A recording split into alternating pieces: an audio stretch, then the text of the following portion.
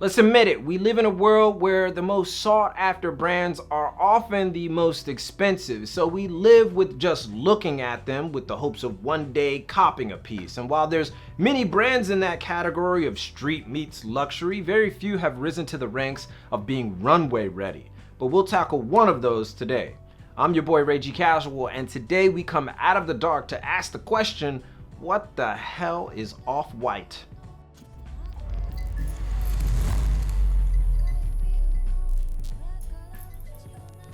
Truth is, you can't very much talk about Off-White without mentioning the owner and creative director, Virgil Abloh. Having earned degrees in architecture and civil engineering, Virgil is not your typical homegrown fashion designer. He got his chops as a creative director for Kanye West by chance, screen printed tees in college, is a DJ, and has a love of collaboration.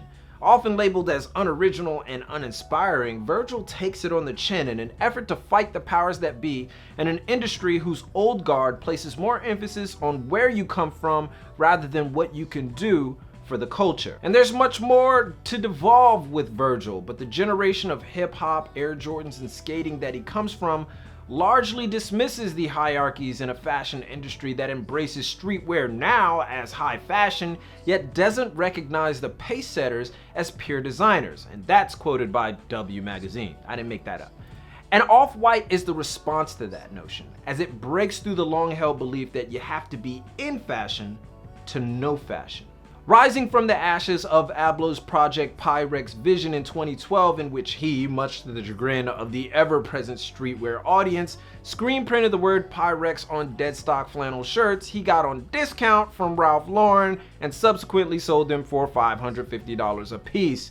Abloh made no friends doing this except the ones that mattered to him and everybody else. He would subsequently close Pyrex and launch the brand Off-White in 2013, which drew notice. And in 2015, Abloh became the only American to become a finalist for the LVMH Prize for Young Fashion Designers. The brand, with its now infamous black and white diagonal stripes, has become the benchmark, for better or for worse, for when streetwear meets high fashion, as Virgil only debuts the collections in Paris, in which he dubs it as fashion's home court. And that's the thing. Off-White is more of a dissemination of youth culture rather than a brand completely on its own.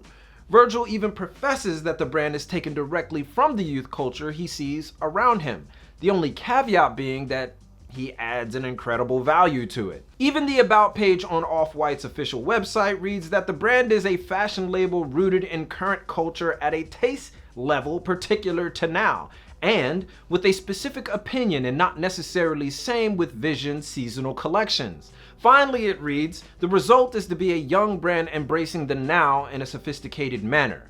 And that's just an eloquent way of saying we take from the culture and make it high end, which is probably the brand's biggest criticism. With its familiar yet eccentric take on the culture it comes from, Off-White rarely examines itself beyond what it is. For some, it's flashy, for some, it's amazing, and for many more, it may be unnecessary, but there's no denying its impact. Virgil even uses Off-White to turn attention to the industry that often shuns him.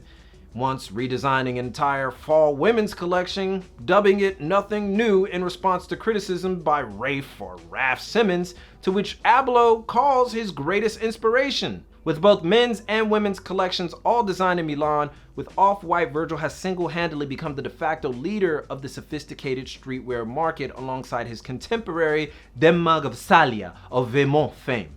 Alright, French people are gonna kill me for that because I kind of made fun of you. But both that and the former are understatements, because no matter how much hate he receives, and he receives a lot, Abloh keeps chugging along. Getting collabs with Nike, helping designers like Heron Preston release his collection, collabing with Hiroshi Fujiwara, opening flagships in Tokyo, Hong Kong, and a new location in New York. The list continues, and what makes it worse is that he's probably the nicest guy in fashion for all the hate he receives. Here's a dude that can spit about young YouTube rappers and world-renowned architects in the same sentence, and that's probably the reason why, because nobody likes a know-it-all.